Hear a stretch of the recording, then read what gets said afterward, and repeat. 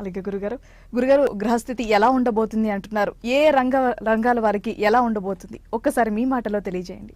సహజంగా నూతన సంవత్సరం వచ్చిందంటే చాలామందికి కొండంత ఆశలు ఉంటుంటాయి.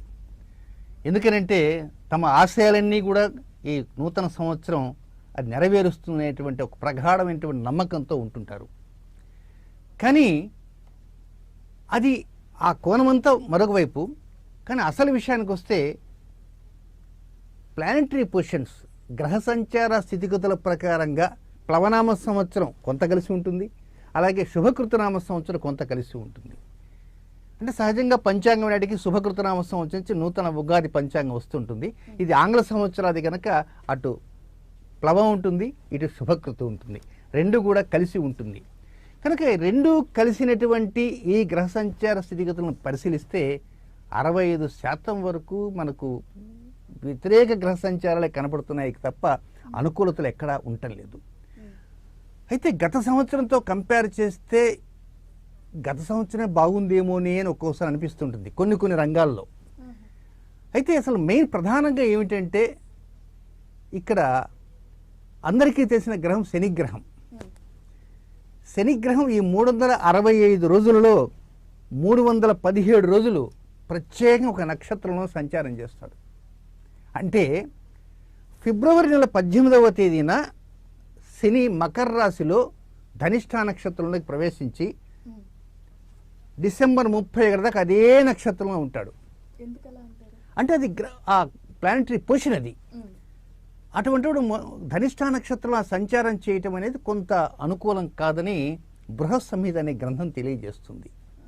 అంటే 365 రోజుల్లో దాదాపుగా 317 రోజులు పోతే కేవలం శని అనుకూలంగా ఉంది 48 రోజులు మాత్రమే. అంటే ఈ జనవరి 1వ తేదీ నుంచి ఫిబ్రవరి నెల 18వ తేదీ వరకు శని అనుకూలంగానే ఉంటూ ఉంటాడు.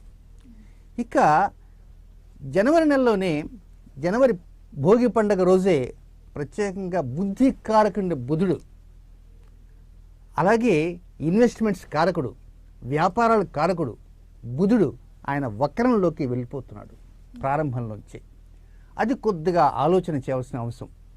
ప్రపంచ ఆర్థిక వ్యవస్థ, అలాగే రాజకీయ వ్యవస్థ, ఇక వర్తక వాణిజ్యాల వ్యవస్థలు, రంగాలు, దీంతోపాటు సినీ సాంస్కృతిక రంగాలు, కళారంగాలు, నేర రంగం, అది కూడా ఒక రంగమే ఇప్పుడు, క్రైమ్, నేర రంగాలు, ఇక రియల్ ఎస్టేట్లు, ఇకపోతే దీని అన్నిటికంటే ముఖ్యంగా వైద్య రంగము, ఇవన్నీ కూడా ఒక్కసారి ఆలోచన చేస్తే కొన్ని రంగాలు మాత్రం ఈ సంవత్సరం గొప్పగా పరిడ వెళ్ళటం లేదు.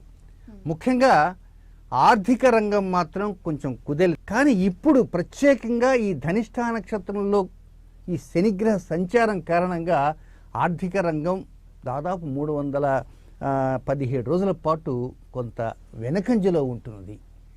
దీంతోపాటు సినిమా రంగం, సహజంగా కళా సాంస్కృతిక రంగాల్లో సినిమా రంగం ప్రధానంగా మనకు తెలిసింది.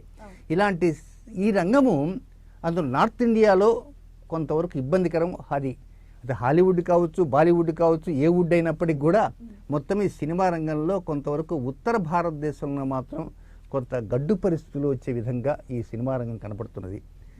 ఇక రియల్ ఎస్టేట్ రంగం ఏంటంటే బాగా పావులు కదుపుతూ పుంజుకుండే విధంగా ఉన్నప్పటికీ కూడా శనిగ్రహం ఆ ధనిష్ఠా నక్షత్ర సంచారం కారణంగా ఆ రంగం కూడా అనుకున్నంత గొప్పగా ముందుకు వెళ్ళలేకపోతున్నది. ఇక విద్యారంగం చూస్తేనా అది అంతంత మాత్రంగానే గడిచిపోతున్నది. ఎందుకంటే గత సంవత్సరం కోవిడ్లో విద్యారంగం అంతా అస్తవ్యస్తం అయిపోయింది. సంవత్సర ప్రారంభం నుంచే మళ్ళా అదే పరిస్థితులు రన్ అవుతున్నాయి. వీటన్నిటికీ తోడేమిటంటే సంవత్సర ప్రారంభమే కాలసర్పయోగంతో ప్రారంభమైంది. ఈ కాలసర్పయోగం ప్రారంభమై భోగి పండుగ దాకా మొదటి కాలసర్పయోగం ఉంటుంది. మళ్ళీ ఫిబ్రవరిలో మరొక కాలసర్పయోగం, మార్చిలో మరొక కాలసర్పయోగం. దానివల్ల గతంలో కూడా ఇలాంటి కాలసర్పయోగాలతో ఉండబట్టే మనకు. కానీ ఈ కాలసర్పయోగాల ప్రభావం సంవత్సర ప్రారంభంలోనే ఉంటున్నాయి. అలాగే ఉగాది పండుగ ప్రారంభం కూడా ఇదే కాలసర్పయోగంలో వస్తున్నది. అంటే ఆంగ్ల సంవత్సరాది కాలసర్పయోగంలో వస్తున్నది, తెలుగు సంవత్సరాది కాలసర్పయోగంలో వస్తున్నది. కనుక ఇతర ప్లానెటరీ పొజిషన్స్ కంటే కూడా ఫిబ్రవరి నెల 27, 28వ తేదీలో మకర కుంభరాశులలో 7 గ్రహాలు సంచారంలో ఉంటాయి. మకర రాశి, కుంభరాశుల్లో ఆ 2 రాశుల్లోని 7 గ్రహాలు ఉంటాయన్నమాట. అంటే రాహుకేతులు మినహాయించి మిగిలిన అన్ని గ్రహాలు ఆ 2 రాసుల్లో ఉంటాయి. ఈ 2 రాసుల్లో ఆ గ్రహాలు ఉండటము, దీనికి తోడు శని ప్రత్యేకంగా మనం 317 రోజులు ధనిష్ఠా నక్షత్రం చెప్పాం కదా, ఆ నక్షత్రం 74 రోజులు ఉన్న పరంగా తానున్న రాశిని దాటిపోయి పక్క కుంభరాశిలోకి వెళ్ళిపోయి అక్కడ 74 రోజులు ఉండి మళ్ళీ వెనక్కి వస్తాడు. ఇది కూడా ఒక మైనస్ పాయింట్. ఇన్ని మైనస్ పాయింట్లు తట్టుకొని మనం ముందుకు వెళ్ళాలి అంటే మనకెంతో స్టామినా అవసరం. ఆ స్టామినా ఉండాలి అంటే దానికి ముఖ్యంగా ప్రతి వ్యక్తికి మనఃకారకుడు చంద్రుడు. ఈ చంద్రుడు ప్రతి నెలలో ఒక్కసారి ఈ మొత్తం భచక్రం 360 డిగ్రీలు మొత్తం ప్రపంచం అంతా ఒక చుట్టి వస్తాడు. శని ప్రపంచం అంతా ఒక రౌండ్ చుట్టి రావాలంటే 30 సంవత్సరాలు పడుతుంది. కానీ 27 రోజుల్లోనే ఈ ప్రపంచం అంతా తిరిగి వచ్చేస్తాడు చంద్రుడు. ఆ చంద్రుడే మనఃకారకుడు. మీ మనసు ఒక రకంగా ఉంటుంది, నా మనసు ఒక రకంగా ఉంది, ఒక్కొక్కరికి ఒక్కొక్క రకంగా మనస్సు కారకుడు చంద్రుడు ఉంటాడు. కనుక ఏమిటంటే మనసును చాలా వరకు పదిలంగా చేసుకుంటూ ఇలాంటి వ్యతిరేక గ్రహస్థితులు వచ్చాయి కదా అని చెప్పి మనం ఆందోళన చెందకూడదు. కనుక మనకి ఇలాంటి పరిస్థితులు ఉన్నాయి కనుక మనం ఏ విధంగా ముందుకు పోవాలని ఎత్తులకు పై ఎత్తులు వేసేవాడే మేధావులు. ఇప్పుడు మనిషి అయిన తర్వాత మేధావితనంతో ముందుకు వెళ్తుంటాడు. నేరస్తుడు ఏం చేస్తాడు, రకరకాల నేరాలకు అలవాటు పడిన వ్యక్తి ఎత్తులకు పై ఎత్తులు వేస్తుంటాడు. అలాగే ఒక ఉద్యోగం కోసం ప్రయత్నించే వ్యక్తి ఒక ఐఏఎస్ ఆఫీసర్ కావాలంటే అతను తన స్థాయిని ఏ విధంగా ప్రదర్శిస్తే ఆ ఉద్యోగం పొందగలడు అనేది అతను ఆలోచించగలడు. అలాగే వ్యాపారం అయిన తర్వాత వ్యాపారం చాలా వరకు డౌన్ అయిపోయినాయి, మళ్ళీ వ్యాపారం చేయాలంటే ఈ వ్యాపారంలో కొత్త మెలకువలు ఏమిటిని అతను ఆలోచిస్తాడు. అంటే మెడ మీద తల ఉన్న ప్రతి వ్యక్తి ఒక మేధావిగానే ఆలోచన చేస్తాడు.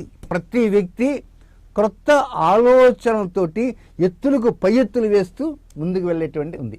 కనుక వ్యతిరేక గ్రహ సంచార స్థితిగతులు ప్రస్తుతం మనకు 65% వ్యతిరేకం చెప్పుకున్నాం.